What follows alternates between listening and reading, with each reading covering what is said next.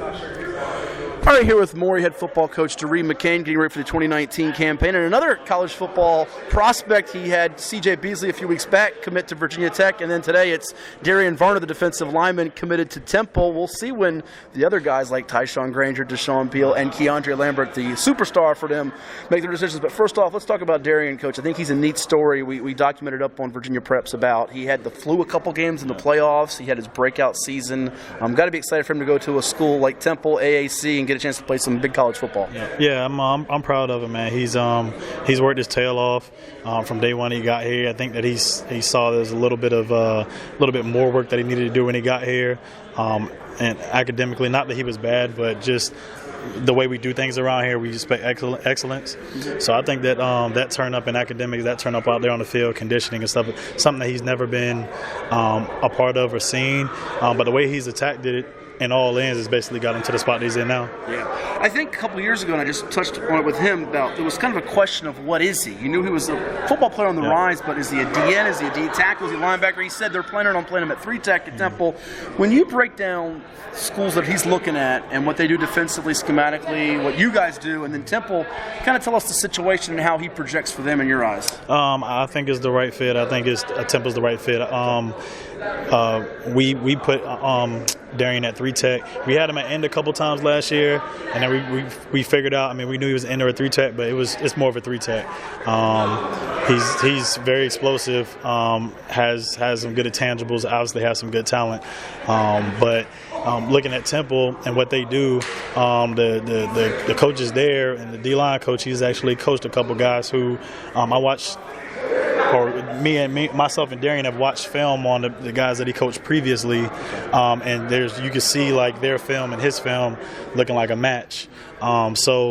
It just looks like that he's going to fit well with what they do, the coach, the whole system to fit. So it was just a perfect situation for him. Before we get back to him specifically and then move on to some other issues here, Temple's kind of dabbled in this area before. When you were playing here at Maury and then went on to Hampton, they recruited some guys. I know Kevon Bruton went there from Lake Taylor High School, and he had a good amount of success back at the safety spot. But have you gotten the vibe from that new staff that they want to get in the 757? Yes, yeah, for sure. That school for sure has been down here trying to get in. Them, Liberty. It's been a couple schools that's not quite in Virginia, but right outside that border that's been like doing a very, very, very good job, and Temple's one of them. Well, it's funny, his 3 hats were Liberty, East Carolina, JMU. I don't think any of us would have been surprised at any of those choices. He picks Temple, and it seems like a shock, but they've obviously made a point of getting some Virginia guys. But the other 3 schools have been cleaning up pretty well in this area too. So we're starting to see a lot of people outside of just Virginia, Virginia Tech make no question.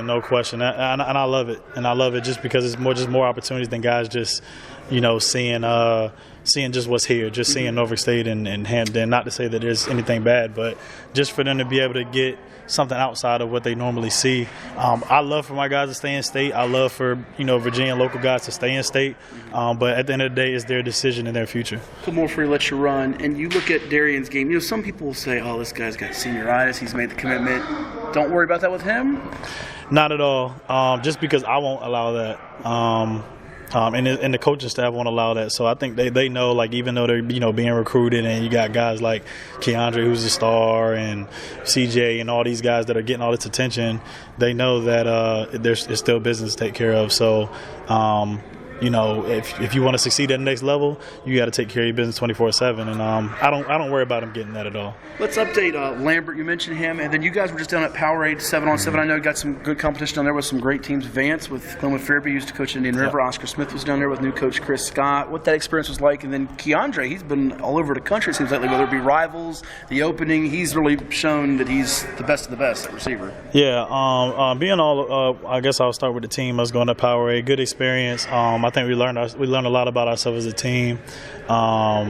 Had a couple things happen, need some fixes, but I think the players held it down on their own to make sure that we get those fixes handled, which is good. I'm glad that we're dealing with that stuff before camp even starts. So now when we get into camp, it's all positive vibes, and we know what we need to do to get there.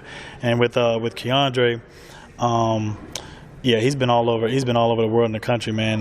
And that's credit to him and the work that he's put in. I think a lot of guys have early on in his stage, I think a lot of guys were just pinning him as Cam Chancellor's nephew.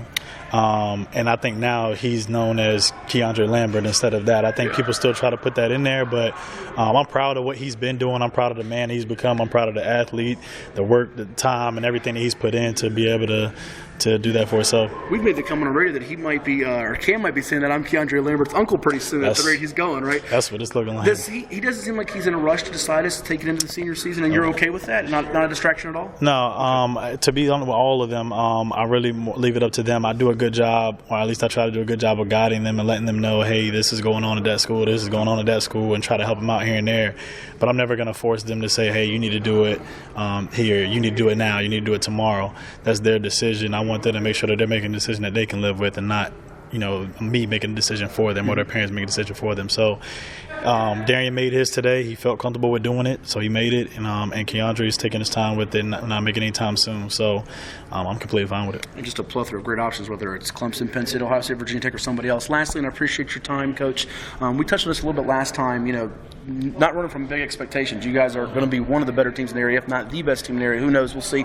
The thing that's interesting to me is you got a scrimmage with Hickory's, a local team, and you got Gonzaga, who I've seen as top 10, top 25 in the country. So that's a really good measuring stick before you even get to game one with Bethel. Yeah, it was needed. I think for the guys that we do have, it's good for them to see that just in multiple instances. We feel like we're a good team. We got to do some things obviously still, but Gonzaga's a great team. They're one of the best teams in the country. So you get to see who you really are in that matchup.